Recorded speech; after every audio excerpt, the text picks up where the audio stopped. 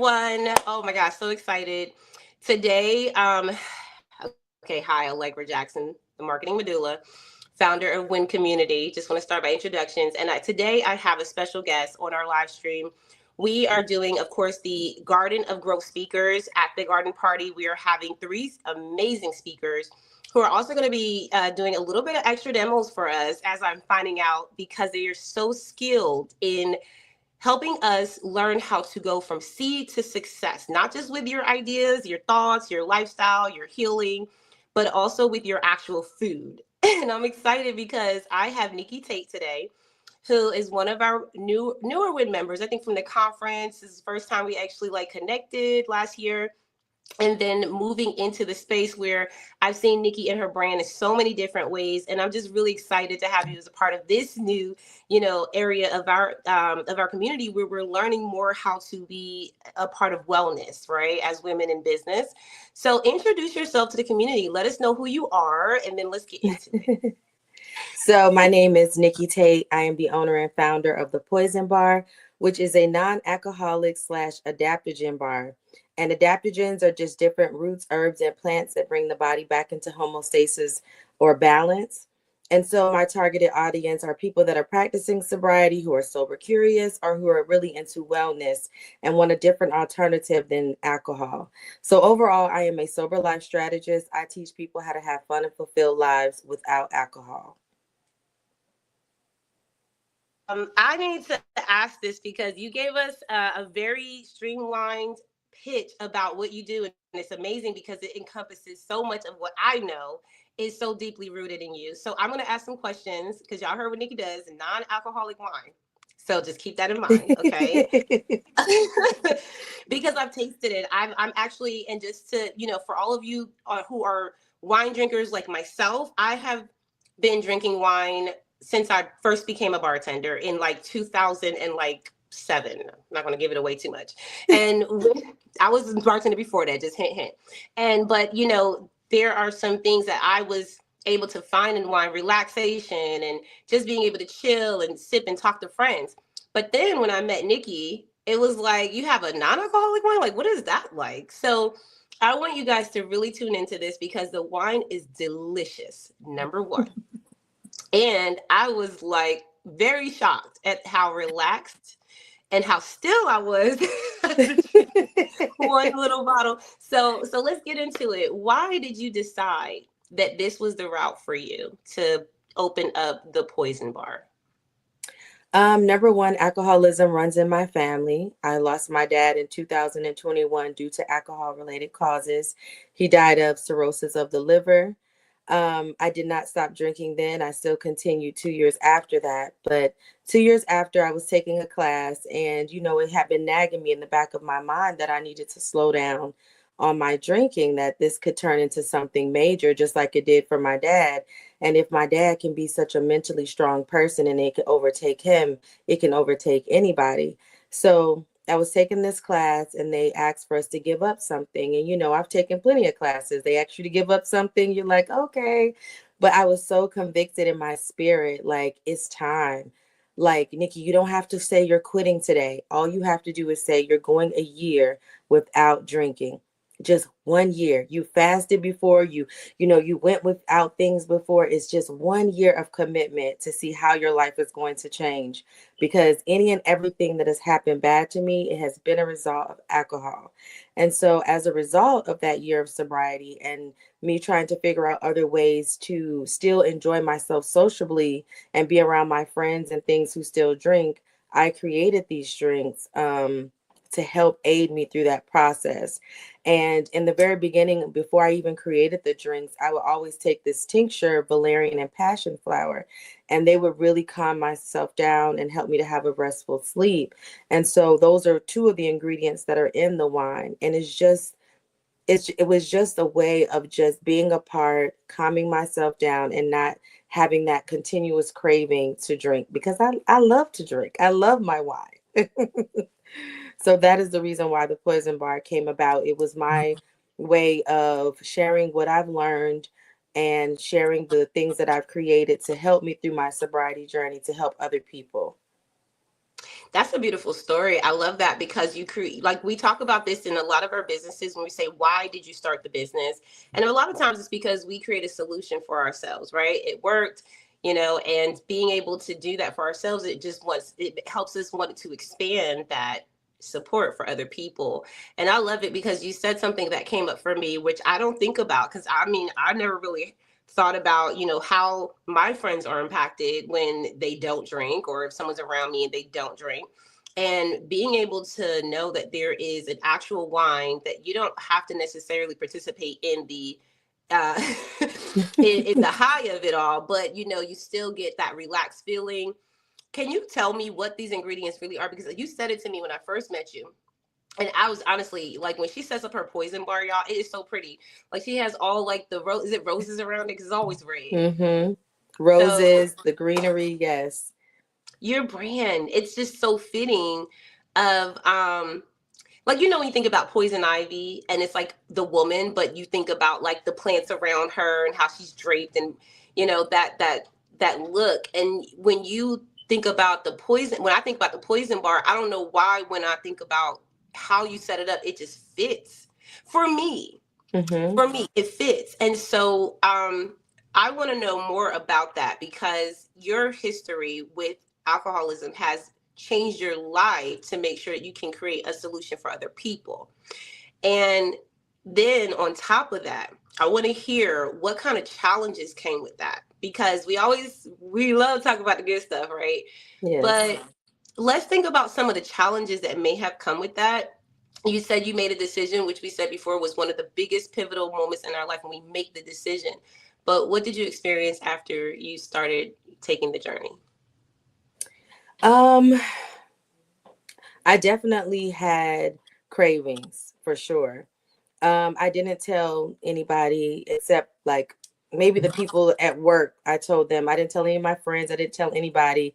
I was trying to get through my first 3 months because the first 3 months are the hardest.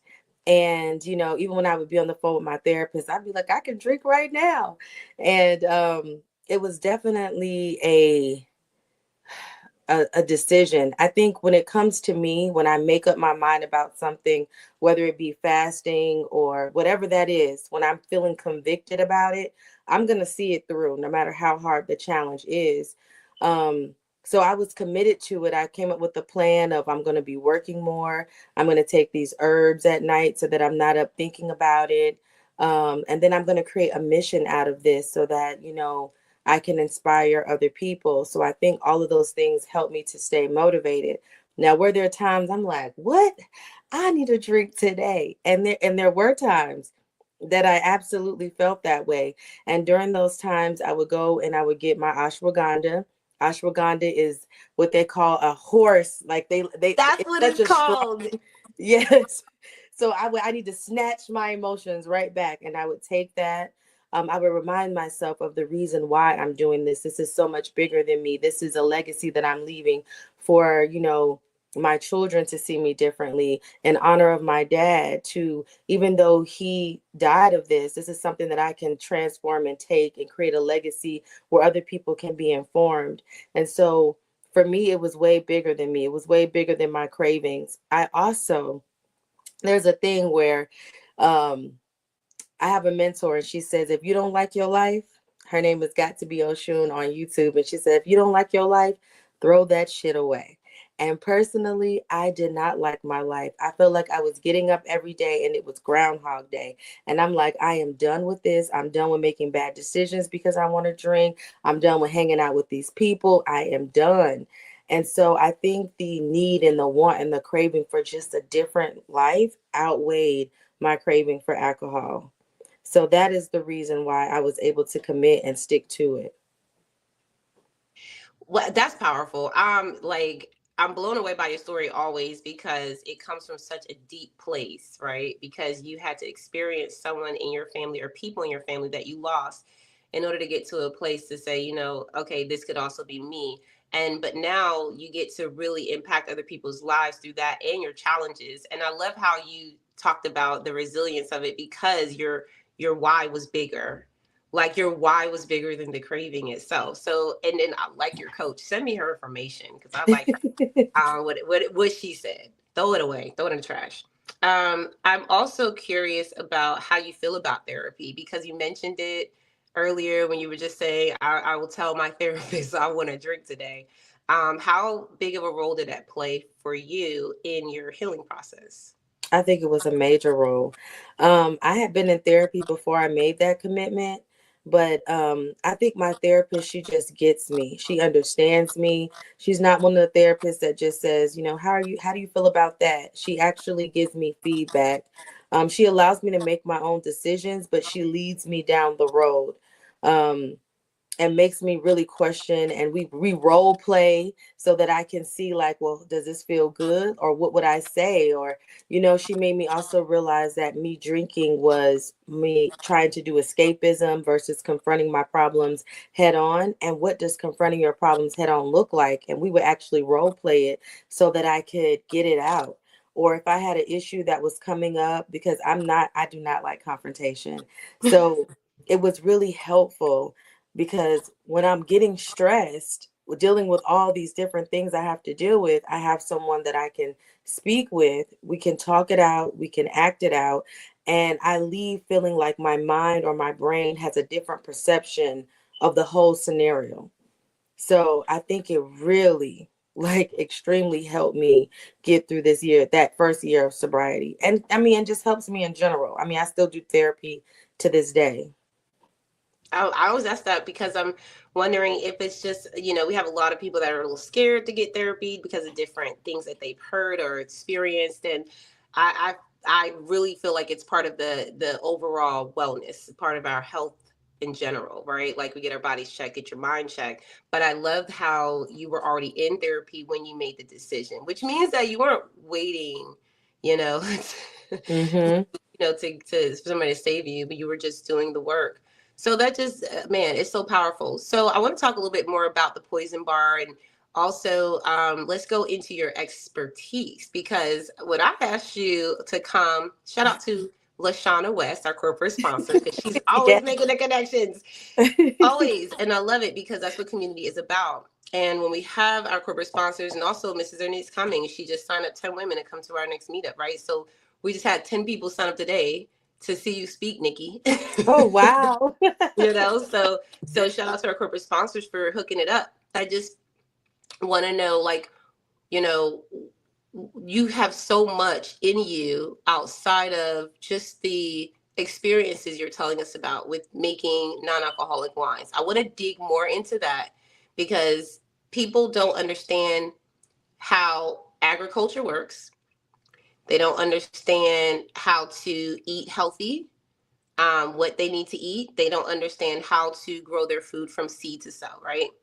Mm-hmm. So when I had a idea for this event, I said to Nikki, and well, Lashana hooked us up, right? And so I'm like, yeah, I would love to have you come and bring the non-alcoholic wines and have, everyone taste it and buy the wines if they like it, right? It's a great opportunity to talk about all natural, organic.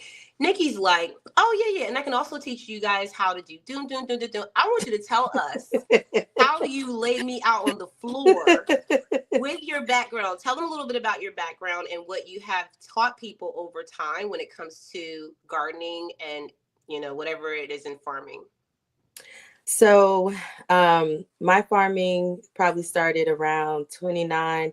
Let me not tell my age. Let me just say about, let me just say, It's all right, sis. some years back, I was very much into health and wellness and spirituality and my mental. And after learning so much about food and what it does to us, and understanding where food comes from, and how people that control our food control our minds, I started becoming very interested in agriculture. And so while I was in college one day, this organization came and they set up their table. It was Truly Living Well, and they were an urban farm in Atlanta. And I'm like, they came for Earth Day, and I'm like, I need to get a job there. And so I applied. The first 2 years I did not get the job, but the third year I did get the job. And I went in as a camp counselor. I didn't know anything about farming at the time, but I did have a background in camp counseling. I think that's why I got the job. but I was just as eager and learning just right along with the kids and helping them with their activities. And so from there, it went on to me being a community liaison and me speaking about garden education and teaching children at the YMCA and teaching people, the elders at the library, and going to senior citizen homes and having to speak at Georgia Organics, and the list goes on. And then I moved to Mississippi and I taught garden education at Brown Elementary. And I also did a side job at Operation Shoestring during the summertime and taught STEM garden education. And so, and then I came back and I worked back at Truly Living Well again. I was the camp director. I mean, I've done so much programming around garden education and giving people tours around the importance of agriculture and letting them understand the value of it. And I think that's what really has aided me in even creating the drinks that I have created for the Poison Bar, because of my background in agriculture and understanding how important herbs are and the plants are and how sacred they are and how much medicine is within them. So I think that is where my background just stems from overall. That's not, listen, that blew me away. I was laid out. Like, as she was speaking, you know how you hear someone speaking, you're like, yeah, I know that girl, I know what she do. And then you hear a whole nother part of their life that they had before you found out, like before you met them, found out what they did today. And that's kind of what I was, leaning towards, because the garden party, for everyone who's going to be there, I'm excited because, first of all, we're going to be cute. Okay, because the place is cute. And second of all, we're going to be able to learn so much, not just about growing our ideas and really being successful in those areas of our wellness, but also physically learning about, like, what does this stuff matter? Like, what does it mean when I need to, grow certain vegetables and fruits? And how do I do that? Like, where does it start?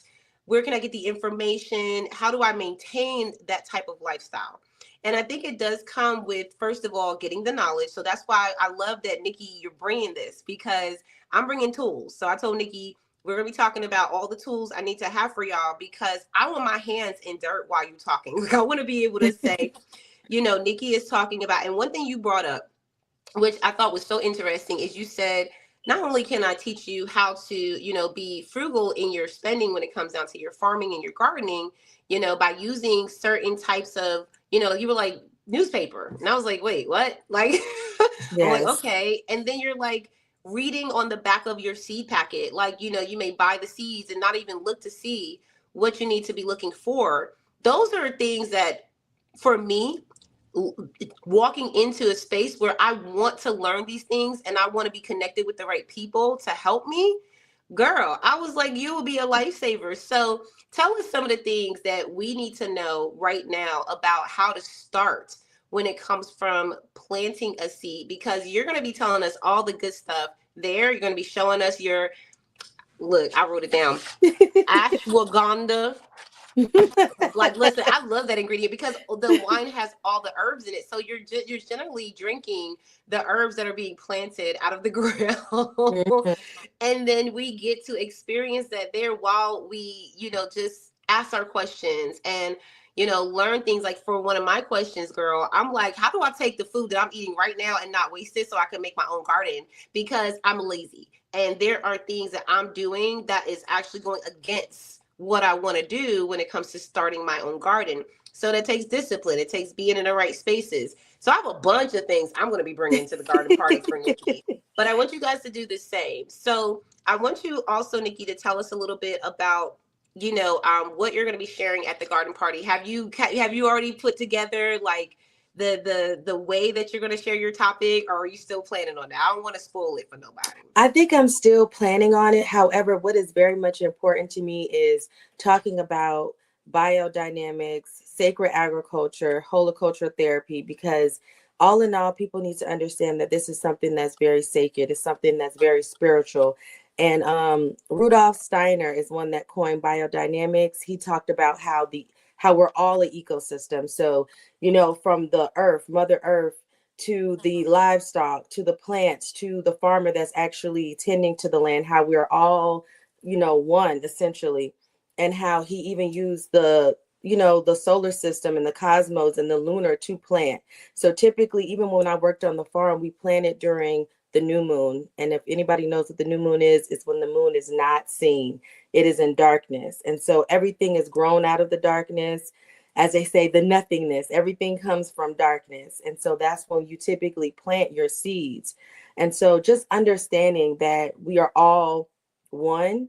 And just like how they say, if you hang around 5 millionaires, you'll be a millionaire. If you hang around 5 broke people, you'll be a broke person, because we're all sharing these microbes, and we're even sharing those with the earth. All those microbes that are in the earth, that's why they're saying that grounding is good for you, putting your hands into the soil. They call that soil, the things that the soil, the microbes that the soil gives off is a feel good microbe. I mean, it helps with your brain functioning, your immune system, all of those things. And we are sharing all of these things together, encompassing all of those. And so we should be treating the earth as we would be treating anybody, because we're all one. And even if you grab one handful of soil, there is a billion to a trillion or different organisms just in your hand alone. Like, it's more of them than it is us. So we should all be working in compass of together, because we're all affected by everything that we do. But I really liked Rudolf Steiner's teachings, because it talked about us being one. It talked about us recycling. It talked about composting and having nitrogen and carbon and breaking that down. So like, even with the vegetables that you have, being able to compost that versus throwing it in the trash really saves the earth and really creates this black gold, is what we like to call it. Very rich, because you want rich soil in order for your plants that you're growing to be, nutrients and have validity. But also, I'm thinking about, for the workshop, to talk about the three sister method. And the three, have you heard of the three sister method? Okay. So I'm thinking about, let me see, do I have them? I know I brought them up here. I must have moved them. I was going to show you guys. Oh, so I've been saving some of these. And you can also use newspaper. You can also use these. You can actually cut this in half. Cutting it in half is enough. But I'm thinking about allowing them to do the three sister method, because it's an indigenous method. It's from the Native Americans, and it's about supporting, and it goes back to working in tandem with the earth. And so letting them plant beans, corn, and squash. Um, there are three different plants, and what happens is they call it the three sisters, because they all three do something different, but they work together as a whole. And because they're working together as a whole, they each provide something for each other. So I really want to do a workshop where they're able to plant those three sisters, and then they can take that home. And then I also would like for them to take a medicine bag home. And so medicine bags are just, it can be a variation of things, and people can, put their sacred tools in there. They can put affirmations in there. I like to carry medicine bags. Sometimes I carry herbs, like people carry crystals, because herbs also signify something spiritual. And so I would like for them to also go home with a medicine bag. What's going to go in there, I'm going to think about it. I have an idea, but I want to wait for it to be a surprise for them, so that they can go home with something that reminds them that the earth is sacred and that we should honor the earth.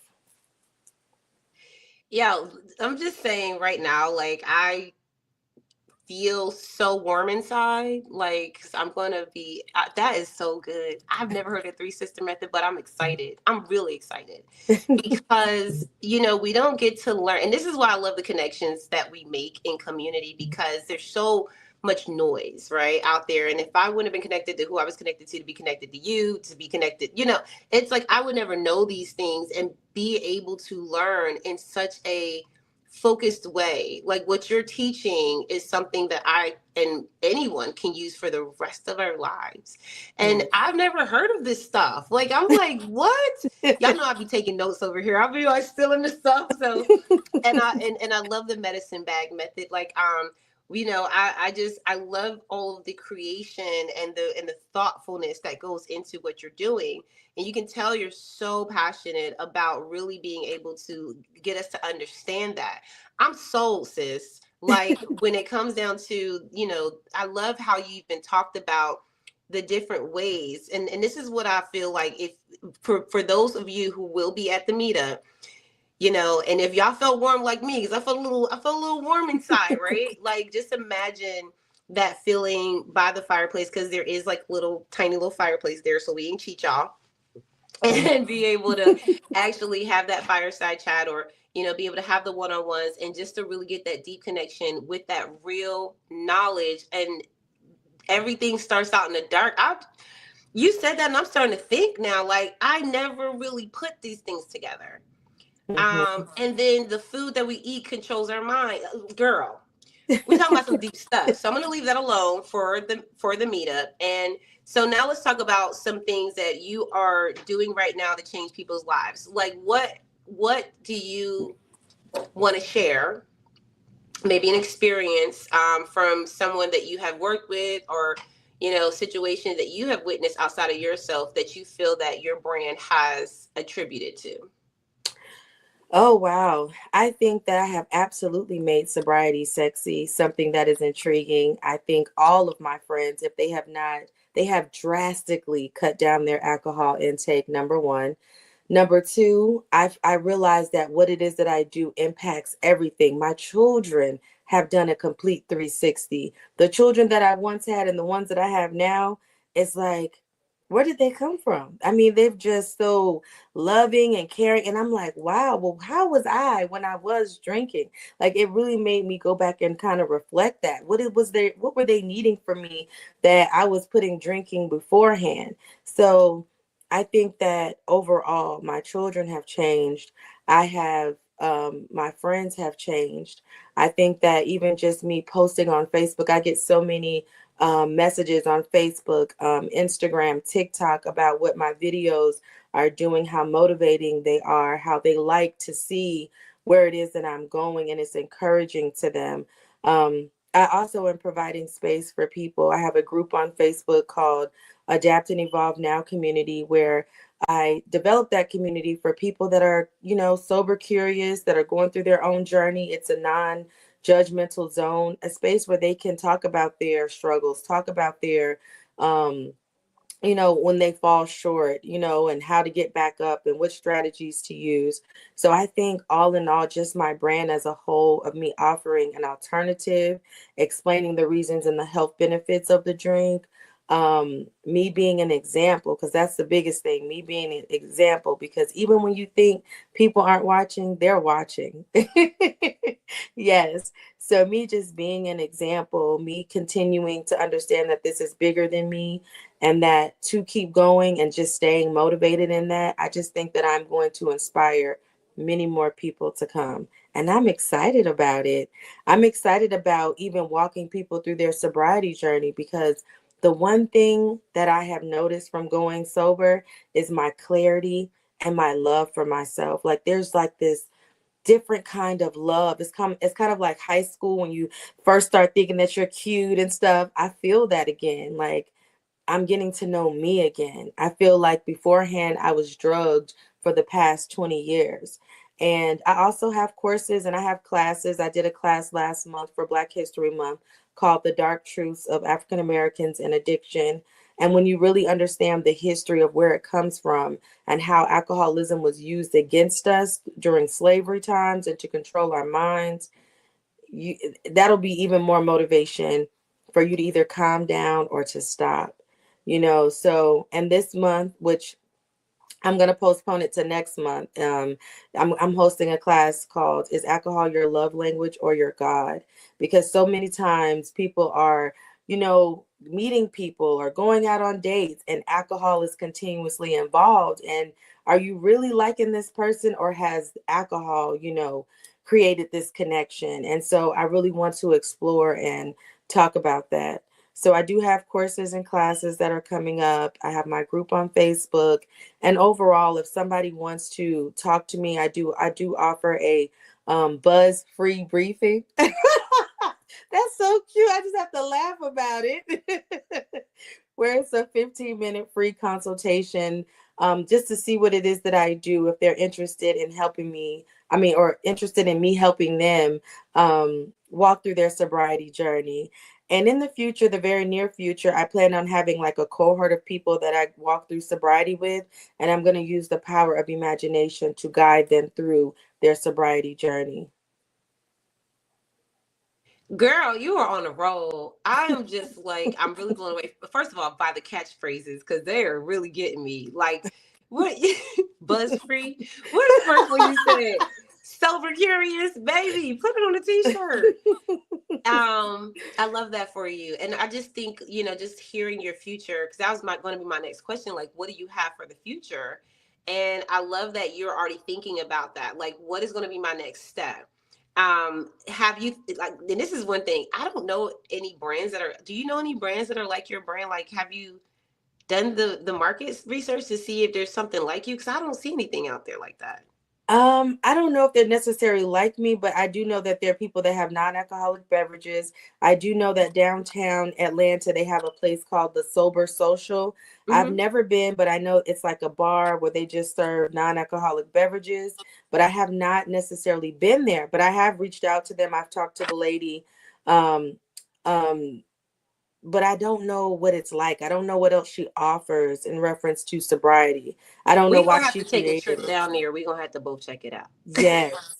Yes. Because we need some ashwagandha in there.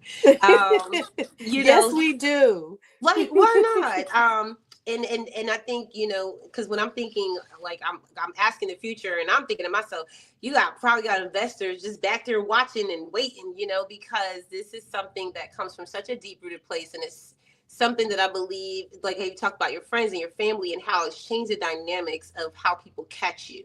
Like we said all the time, what I'm saying, it's not taught, it's caught. So you get Hmm. literally telling your children, telling your family, telling your friends one thing, but they see what they see. And Yes. so being able to be such a great example to them, I just want to applaud you, sis. Baby, you did that thing. Thank you. You did that thing. And I've always been impressed since day one, since I met you. So I'm just completely overhauled by the way that you have just, leveled up on your experiences, continue to grow. So now that we know, a little bit about what's in the future, we don't have to ask that. What do you have to offer people right now? You did talk a little bit about how you work with people and what you do. Are you have any workshops coming up or anything that's happening that people can join in with you right now before the garden party? Before the garden party. Because they're Hmm. going to see you at the garden party, so they're going to. Yes. I just had an event actually, the Poison Picnic experience. I do want to have a sacred sip, but it will be after the garden party when I have Okay. it. So I don't have anything So let's necessarily. talk about the sacred sip. Let's get them ready for that, because even if they come to the Okay. garden party, they can already have their early bird tickets ready and all that great stuff.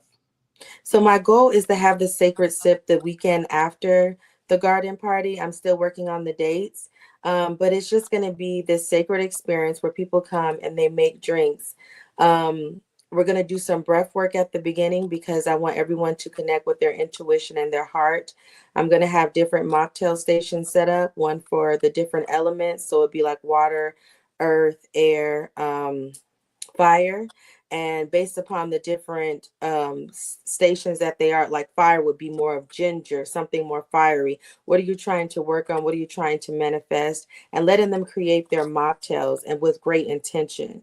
And then after that, of course, I love medicine bags. So just expect a medicine bag at the very end of them being able to take home a mocktail as well as take something home that is intuitive to what it is that they're trying to manifest. And so that'll be a sacred sip. I love it. I love that. Y'all make sure you get ready for that. And I'm sure we'll have more information for y'all down the line, because we're going to be sharing this live stream over and over again until the meetup. We want you guys to get to know about our speakers. Nikki is speaker number 2 we have on the line, and she already said what she's going to be bringing. And of course, I love the fact that you shared your story, because we always look at the woman behind the brand. Like, we have so many great businesses and brands out there, but what makes the brand so special is the woman who built it. And so I love that you took your pain, turned that thing into profit. I love Yes. how you're constantly showing up for people who need you today. And I just look forward to continuing to support you. And thank you so much for just joining us for this garden party. I was just, like I said, God is on the throne, y'all, because there's no way I could do this. Like, it's just like the connections are just happening the way that they need to. And so be in the right places, in the right spaces, and the right community, and you will get there too. Nikki, is there anything that you would like to leave us with before we get out of here? Any words of encouragement or anything you'd like to say to our audience? Yes. Number one, I forgot to mention that my Instagram is the Poison Bar. So you guys follow me on there. I'll have plenty of updates on there. TikTok is the same. On YouTube, I'm lady.poison. But this is what I would like to leave you guys with as far as motivation is concerned. Growing up, my dad used to tell me this over and over again. And I used to be like, oh my God, if he says this quote one more time. But I have found this quote to be so near and dear to me and such a something that I lead with in life. And he would always say, you have to give up something to get something, Nikki. You have to give up something to get something, Nikki. And I absolutely understand that. Sometimes you have to release, even me releasing alcohol. If I never released alcohol, I would not be here today. I would not have grown as much as I have grown. So sometimes you have to give up something to make room for something new.